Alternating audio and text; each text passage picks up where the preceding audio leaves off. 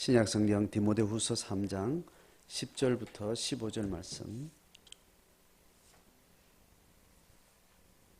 같이 읽겠습니다. 디모데후서 3장 10절. 나의 교훈과 행실과 의향과 믿음과 오래 참음과 사랑과 인내와 박해를 받음과 고난과 또한 안디옥과 이고니온과 루스드라에서 당한 일과 어떠한 박해를 받은 것을 내가 과연 보고 알았거니와 주께서 이 모든 것 가운데서 나를 건지셨느니라. 무릇 그리스도 예수 안에서 경건하게 살고자 하는 자는 박해를 받으리라. 악한 사람들과 속이는 자들은 더욱 악하여져서 속이기도 하고 속기도 하나니, 그러나 너는 배우고 확신한 일에 거하라. 너는 내가 누구에게서 배운 것을 알며 또 어려서부터 성경을 알았나니, 성경은 능히 너로 하여금 그리스도 예수 안에 있는 믿음으로 말미암아 구원에 이르는 지혜가 있게 하느니라. 아멘.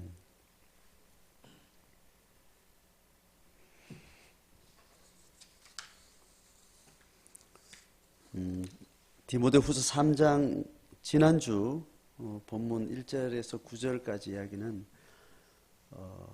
바울이 디모데에게 목회에 대한 권면을 하는 이 시대 상황이 고난의 상황이다. 또 그것을 하나님의 계시 역사에 있어서 마지막 시기다. 그래서 하나님의 계시는 완성되고 확정되고 이미 선포되어서 천하 만민에게 하나님의 계시가 완전히 드러난 시대가 되어서 이제 하나님이 예비하신 예수 그리스도의 재림의 때를 기다리는 그 시간의 문제만 남은 거지, 이제 모든 것이 드러났으니 이 말세를 우리가 어떻게 살아야 될지, 그것은 목회적 환경에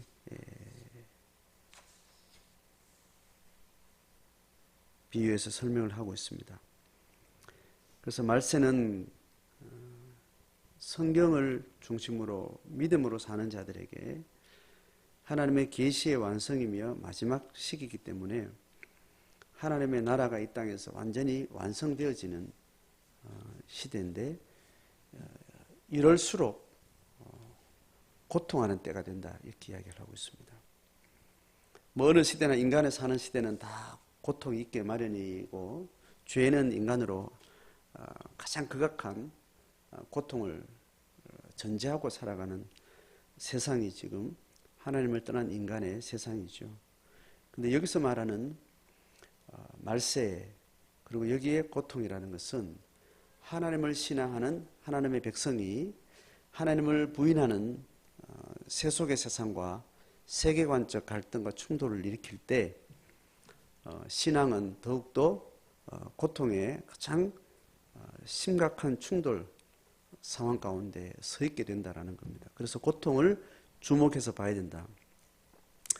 꼭 말세가 아니어도 인간은 고통으로 점철된 인생을 살 수밖에 없지만, 그 고통이 다만 고통으로 끝나는 관점이 아니라 인간의 하나님 없이 고통하는 그 고통은 하나님을 만나게 되고 고통을 넘어서고 고통을 신앙으로 전환하게 되는 그런 아주 중요한 시점이 되기 때문에, 말세를 의식하고 신앙을 가진 사람은 예수 없이 사는 사람들의 고통을 잘 주목해 봐야 되고, 또 예수 안에 있는 자들이 불신앙 세계에서 신앙을 견지해 나갈 때 그 세계관적 충돌로 인해서 생기는 그 고통도 우리의 신앙의 본질을 주목하고, 또 우리가 신앙을 끝까지 신앙으로 이어가기 위해서 그 고통이라는 그 지점은 중요하게 주목해야 된다는 그런 의미에서 바울은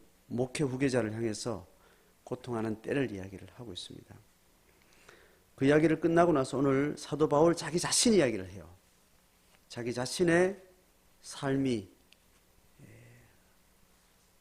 신앙을 집중하고 신앙을 고백하고 신앙의 마음과 신앙의 내적인 자기 준비가 된 상태에서 밖으로는 엄청난 박해를 받았던 자기 삶에 있는 모습 그대로를 지금 디모데에게 지금 이야기를 꺼내놓고 있습니다.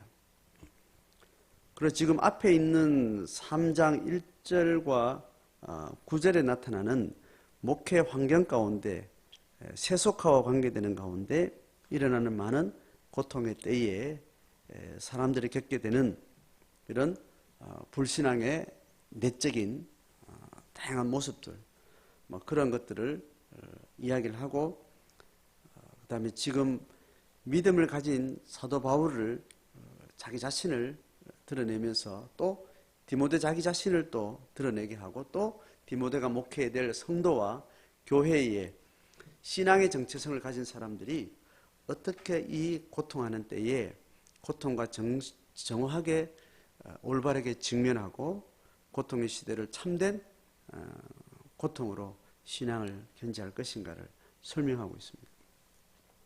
그래서 10절을 보면 사도 바울 자기 자신의 내적인 어떤 상황을 이야기합니다. 사도 바울의 교훈, 사도 바울의 행실, 그리고 의향, 그 마음이 어떤 뜻하는 바를 이야기하죠. 그리고 믿음, 오래 참음, 사랑, 인내. 지금 사도 바울이 가지고 있는 내적인 신앙의 계기들, 그리고 신앙을 기반으로 한 품성의 계기들, 그리고 그가 가지고 있는 삶의 어떤 윤리적 덕목들이 아주 건실하고 영적이며 인격적인 성품을 수준 있게 가지고 있다라는 것을 지금 사도 바울은 디모데에게 이야기를 합니다.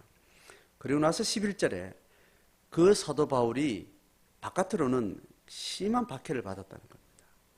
이 심한 박해가 어떤 성질이 못돼서 나쁜 짓을 해서 탐심이 있어 그래서 그런 게 아니라는 겁니다.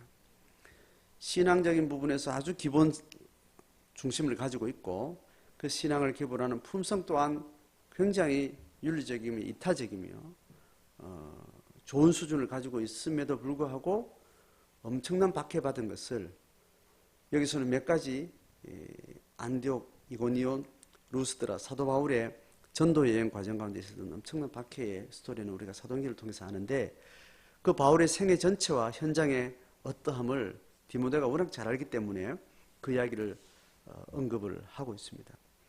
그래서 사도 바울이 이 고난의 시대에 누구보다도 신앙의 중심을 가지고 있는데 어떤 누구보다도 엄청난 박해를 받은 이 사실이, 이것이 예수 믿는 사람들에게 아주 정상적이다, 당연한 것이다. 그 이야기를 12절의 결론을 이야기해요. 12절을 보면 무릇 그리스도 예수 안에서 경건하게 살고자 하는 자는 박해를 받으리라. 근데 지금 박해라고 말하면 기독교 역사 속에서 수많은 사람들이 박해라는 이야기를 들어왔을 텐데, 실제로 박해라는 것으로 기독교에 대해서 세상이 주목하는 그 시대는 시기가 2000년을 지나오는 동안 양으로 보면 사실 그렇게 많지 않습니다. 이 박해라는 것은 기독교 신앙을 가졌을 때 세상이 아주 극악한 방식으로 가장 외적으로 물리적으로 그렇게 핍박했던 극단적인 어떤 역사적 사건과 그런 면모들을 이야기를 하는 겁니다. 그런데 대부분의 신앙의 경험은 외적인 물리적 박해보다는 자발적으로 신앙을 선택했기 때문에, 신앙을 가지고 세상을 섬기기 때문에, 신앙을 가지고 주를 따르기 때문에 자발적인 희생과 어떤 고난이라고 이야기하는 것이 훨씬 더 일반적입니다. 그렇지만 그 고난은 박해와 순교라고 하는 극단적인 세상과의 충돌의 어떤 그런 한 부분들을 설명하면서 어떻게 기독교 신앙이 세상과 충돌하는가, 충돌의 면면을 가지고 신앙은 일관되게 그렇게 가게 되는가를 설명하려고 하고 있습니다. 자, 그래서 사도 바울이 고난의 때에, 이 말세 때에 신앙을 가진 사람은 당연히 이 경건을 향하여서 집중하면 지난주 이야기했다시피 경건의 모양은 있으나 경건의 능력은 부인하는 시대에 실제로 경건의 능력을 가지게 되면 경건의 능력이라는 것은 세상을 지배하는 것이 아니라 세상으로부터 고난받고 세상으로부터 박해당하고 세상으로부터 멸시당하고 세상으로부터 주도권을 빼앗기고 소외를 당하고 그런 삶을 살게 된다는 겁니다.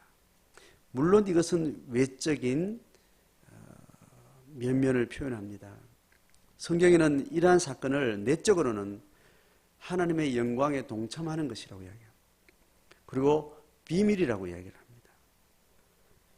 그렇게 경건의 능력이라는 것은 겉으로는 고난과 박해와 또 업신여김을 당하고 핍박당하는 것이 있지만 내적으로는 예수 그리스도의 신부가 되어서 신랑과 깊은 애정관계 안에 들어가고 하나님의 깊은 날개 안에 또 누리는 바가 정비례하게 되는 거죠. 자, 그렇게 이야기하고 13절로 사도 바울은 이어갑니다. 사도 바울이 지금 여기서 박해를 말하려고 하는 것이 아닙니다. 박해를 말하고 고난을 말하려고 하는 것보다 지금 이 이야기를 끌고 들어가면서 13절 이후로 16절, 17절 이후로 계속 이어지는 이 고난의 시대에 말세의 때에 하나님의 신앙을 가진 사람들이 어떻게 그 고난의 상황들을 잘 짐지고 가느냐라는 내적 원리를 설명하려고 해요. 그래서 인격적으로는 굉장히 수준 높은 품성을 가지고 있지만 정비례해서 밖으로부터는 고난과 박해를 당하게 된다는 겁니다. 그런데 그 박해는 어떻게 해서 우리가 그걸 잘 지고 가는가 하면 13절에 박해하게 되는 충돌하는 세상과 믿는 자들의 모습을 이야기합니다. 악한 사람들과 속이는 자들은 더욱 악하여져서 속이기도 하고 속기도 하나니 14절 그러나 너는 배우고 확신한 일에 거하라는. 자, 박해를 당하는 사람은 또 박해를 하는 사람하고 어떤 정체성을 가지고 있는가 하면 박해하는 세상은 사람뿐 아니라 제도나 세상의 어떤 상황들이 신앙을 견지하는 자에게 계속 어려움을 주게 되는 상황은 그들은 어떤 상태냐면 악한 사람들이다. 그리고 서로 속이는 자들이다. 그리고 더욱 악하여지고 속이고 속는 이런 인간의 면면들은 2절부터 돈 사랑, 자기 사랑, 교만, 비방, 부모 거역, 무정, 원통함 뭐 이런 다양한 것들을 충분히 이야기를 했죠. 그런 세상에서 박해를 당하는 사람은 어떻게 해서 이 박해를 잘 이겨내고 정확한 고난이라는 것은 예수 안에서 신앙 안에서 정확한 고난이라는 것은 어떤 내적인 기절을 가지고 있는가 하면 14절에 하는 말이에요. 너는 배우고 확신한 일에 거하라는 거예요. 고난은요, 쫓기며 도망가고 염려하고 근심하고 쫄고 겁먹고 그런 심리 상태로 당하는 것이 아닙니다. 예수 신앙 안에서 고난을 실제로 물리적으로 겪고 또 박해를 받고 순교를 당하는 자들의 내적 상태는 그게 두렵다, 힘들다 이것 이전에 그들에게 뭐가 선행되는가 하면 확신이라는 것이 있어요. 고난도 순교도 외적인 어떠한 핍박도 그들을 건들 수 없는 견고한 깊은 땅에 견고한 말뚝이 깊게 박혀 있는 것처럼 그 신앙을 가진 사람의 인격 안에는 어떤 분명한 확신이 있게 돼 있어요. 어떤 확신이 그로 하여금 어떤 세상을 보게 하고 자기가 본 세상에 대해서 너무나 확실하기 때문에 그 하늘을 떠받들고 살아가는 그의 집안은 누구도 흔들 수 없고 누구도 밀어낼 수 없고 굴복시킬 수 없는 어떠한 강력한 힘이 그 내적으로 먼저 존재를 하게 되는 거예요. 신앙은 나는 어떤 믿음이 있는가, 어떤 신앙을 사는가 할 때 본인의 전인격적으로 내가 확신하는 바가 뭔가, 이것이 만드는 그의 인격과 품성을 가지고 우리는 정체성이다 이렇게 이야기를 하죠. 나는 하늘이 두 쪽 나도 나는 이거야. 하늘이 두 쪽 나고 땅이 꺼져도 나는 이것이 너무나 분명해. 그 확신이 그로 하여금 경건을 향해서 달려가게 하고 경건을 포기할 수 없게 만들고 경건이 주는 그 기쁨을 그걸 포기할 수 없기 때문에 충분히 이 경건을 유지하기 위해서 대가를 지불하는 겁니다. 돈을 지불하고 시간을 들이고 고생을 사서 하고 자기 것을 섬기고 자기 것을 끊임없이 허비하면서 이 경건이 주는 놀라운 기쁨과 이 만족에 깊이 들어가게 되는 그 확신이 그에게 있다는 겁니다. 그래서 우리가 신앙생활 하면서 매번 우리는 선택에 서게 되죠. 신앙을 걸어가면서 항상 선택을 하게 되는데 그 선택에 어떤 한쪽은 고난과 멸시받음을 선택하게 되고 또 한쪽은 배반을 선택하게 되고 불신앙을 선택하게 되고 그런 선택이 믿는 자들이 그런 가운데 항상 시공간 속에 이렇게 떠 있는 거죠. 그러면서 우리는 매번 신앙을 견지해 갈 때 내가 어떤 확신 위에 섰는가를 봐야 됩니다. 남들 우고 가니까 숟가락 놓고 그냥 덤벙덤벙 가는 이게 신앙같이 보여지고 뭐 굉장히 뜨거운 열정같이 보이지만 이걸 하나님이 거울로 달아본다 그랬습니다. 거울로 달아본다 그랬습니다. 그래서 어떤 상황이 딱 오면 그게 덤벙덤벙 확신 없이 그냥 남 가니까 따라갔던 그런 경건의 모양이었는지 어떤 상황에 딱 들어가면 백일하에 드러나는 거죠. 그래서 우리가 어떤 신앙의 사태나 불신앙의 사태는 그것이 드러나기까지는 이미 오래전부터 잠재된 채로 한동안은 가게 됩니다. 그래서 처음에 드러났을 때 놀라고 또 반응을 요란하게 우리는 할 수 있지만 우리는 어떤 사태가 위급하게 다급하게 더 크게 올 때마다 그것은 대부분 사람의 어떤 인성과 관계된 일이라면 한꺼번에 하늘로부터 뚝 떨어지지 않습니다. 바로 생각해야 되는 건 이거는 한동안 잠재되어 있다가 잠재태가 드러났구나 라고 생각해서 호들갑을 떨거나 즉각적으로 어떤 행동을 또 가볍게 하지 않아야 됩니다. 좋은 일이든 나쁜 일이든 신앙의 배반을 선택하든 신앙의 엄청난 어떤 희생의 사건을 감당하게 되든 그 사람은 어떤 확신에 의해서 그 안에 있던 것이 드러나게 됩니다. 또 어떤 경우에는 그 확신이 희미해졌거나 그랬던 것이 어떤 사건으로 드러나게 되는 거죠. 자, 그렇게 이야기하면서 이제 사도 바울은 성경을 꺼내려고 하는 겁니다. 지금 예수님이 오시고 초대교회 지금 이 바울 서신을 쓸 때는 성경이 그냥 구약 성경이에요. 구약 성경이고 구약 성경을 기반으로 해서 거의 성경 수준의 영감 있는 글들은 다 편집글로 지금으로 말하면 그들이 간증문이에요.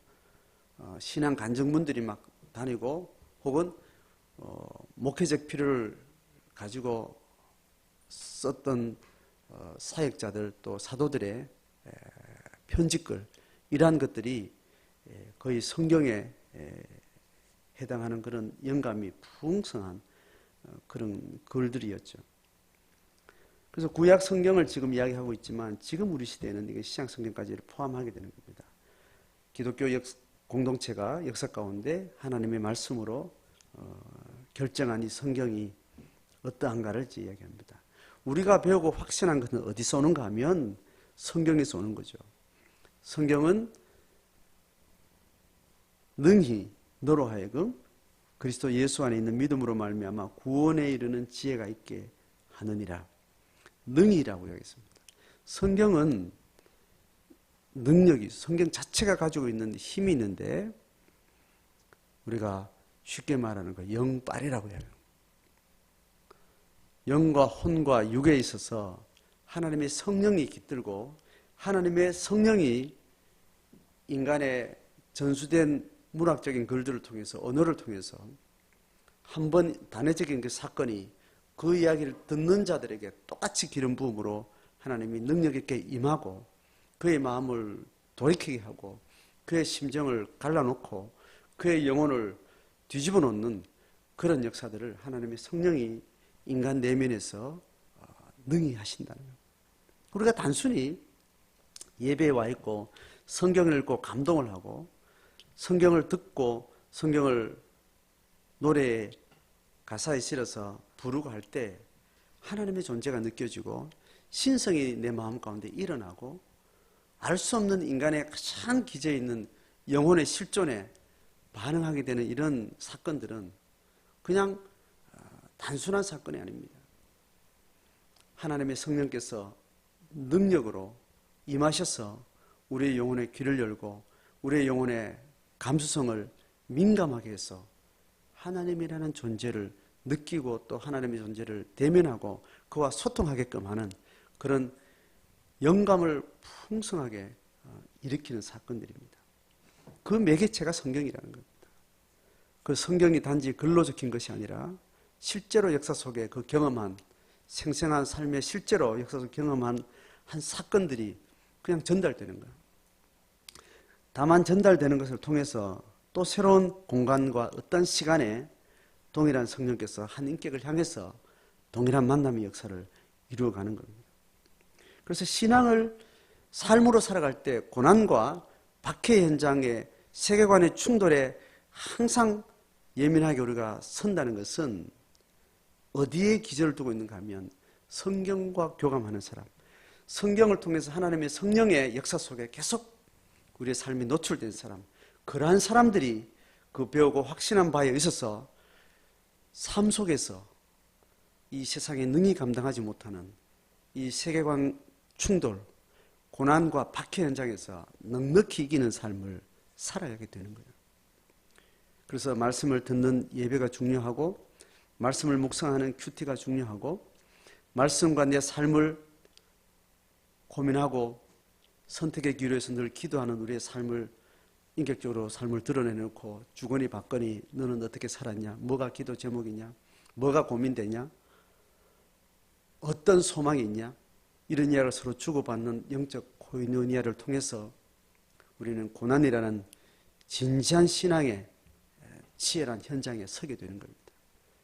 그래서 이 예배가 말씀을 통해서 말씀이 우리의 고백으로 간구의 모습을 담기면 기도가 되는 거고 이 성경이 멜로디에 담으면 찬양이 되는 거고 다 결국은 성령이 풀어진 거예요.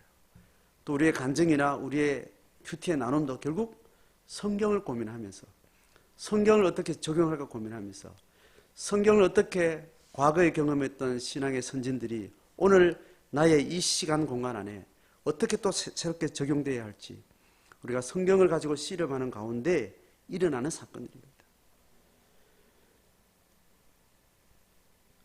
오전에 말했다시피 경건의 모양은 있으나 경건의 능력은 잃어버린 그 지점은 항상 어디냐 하면 말씀과 씨름하는 성령의 영감에 그 주변머리에서 떠나 있을 때 시간 공간이 조금만 더 지나면 경건의 모양만 떨렁 남고 경건의 능력은 사라진 또 세상을 사랑하고 세상 근심에 붙들린 바 되고 또 어떤 다른 하나님을 떠난 어떤 세속의 가치에 또 마음을 두게 되고 그런 일들이 생기는 겁니다. 그래서 오늘 사도 바울은 다음 주 16절부터 시작되는 내용은 성경이 어떤 하나님의 위대한 감동으로 쓰여졌는지 그래서 목회 중심에는 공동체 중심에는 성경을 기록한 성령의 역사가 있도록 끊임없는 성령의 코이노니아의 공동체가 되도록 권하고 있습니다. 자, 오늘 우리의 삶을 돌아보면서 내가 제대로 예수 믿는 게 맞나 생각할 때 갈등 없고 고난도 없고 예수 믿는다는 이유로 내가 마이너리티로 소수의 사람으로 주변인으로 그렇게 점점 떠밀리는 어떤 상황이 없으면 의심해 봐야 됩니다. 그러면 그것은 내가 확신한 바에 서 있지 않다는 증거예요. 확신한 바에 섰지 않는 것은 내가 오늘도 하나님의 말씀의 역사 속에 성령의 코이노니아 속에 내 삶을 계속 열어놓지 않은 이유가 거기에 있습니다. 이 한 주간도 우리가 어떤 신앙의 놀라운 체험과 간증이 있다 할지라도, 과거가 어떤 엄청난 신앙의 경험이 있다 할지라도, 오늘 또 차후에 앞으로의 시간상 속에 끊임없이 우리가 서야 되는 것은 말씀 앞에 서고 말씀이 확신한 바에 의해서 세상 가치와 정면으로 서서 박해든지 고난이든지 믿음의 선택을 하는 그 시간들이 우리에게 남아 있습니다. 그것을 성령께서 우리에게 약속했기 때문에, 그 성령이 오늘 우리 가운데 임해 있기 때문에 우리가 그 신앙에 정직하게 서서 믿음의 길을 잘 걸어갈 수 있기를 주의 이름으로 축복합니다.